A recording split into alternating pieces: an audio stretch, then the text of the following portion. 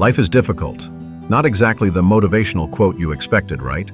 But what if accepting that truth is the first step to real growth?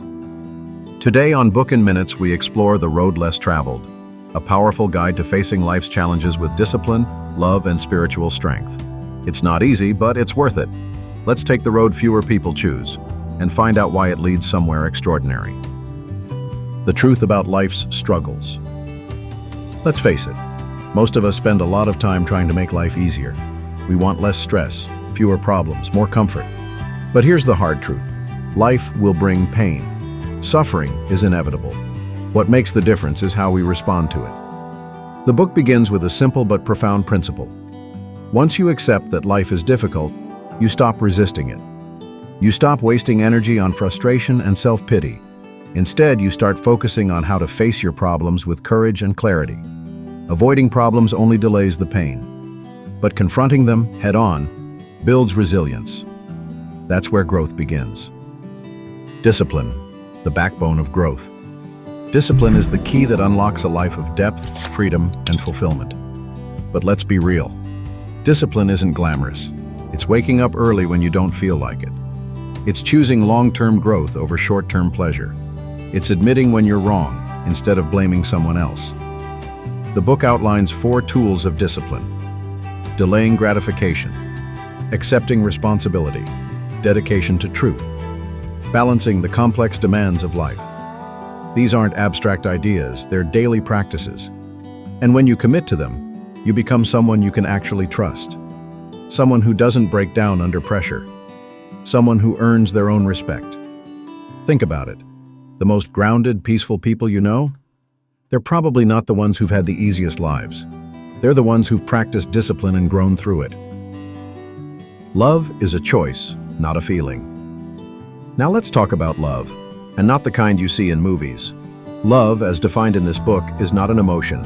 It's an action, a choice, a commitment to someone else's spiritual growth, even when it's uncomfortable, inconvenient, or exhausting. That's not romantic, but it's real. Love takes effort. It takes listening when you're tired, apologizing when you're wrong, standing by someone while they grow into who they're becoming.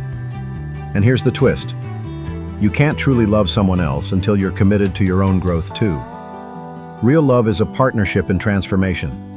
So if you think love is just about chemistry or compatibility, this book challenges you to dig deeper. To love someone is to help them evolve and allow them to do the same for you. The necessity of facing the truth. Most of us lie to ourselves every day. We avoid what hurts.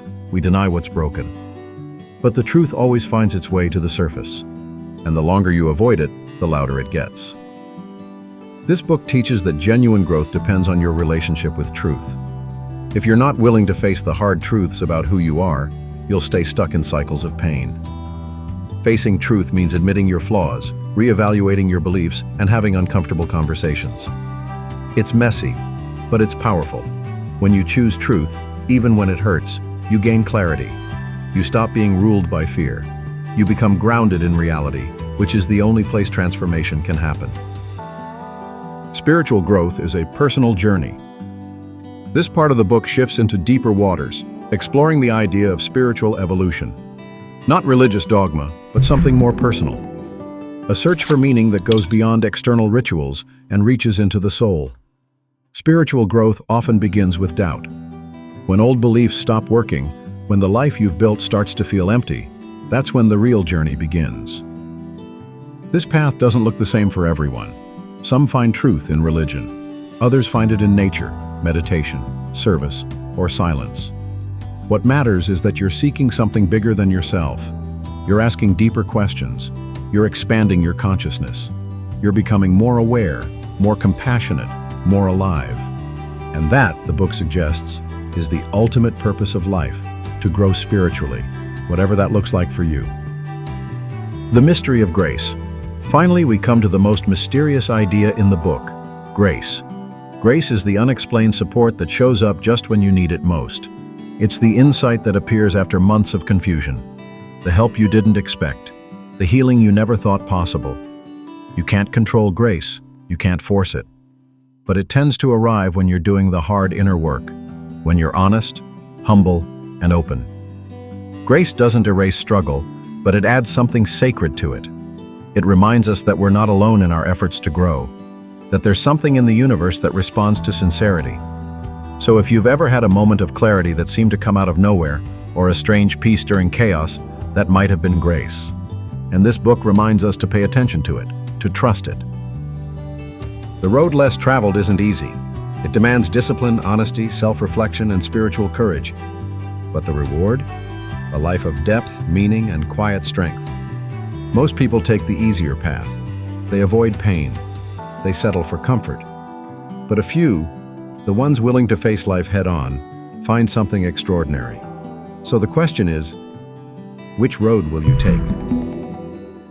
Thanks for listening to Book in Minutes.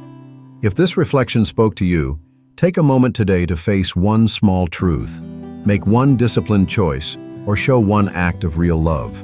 That's how the journey begins. Until next time, keep walking the road that leads to real growth.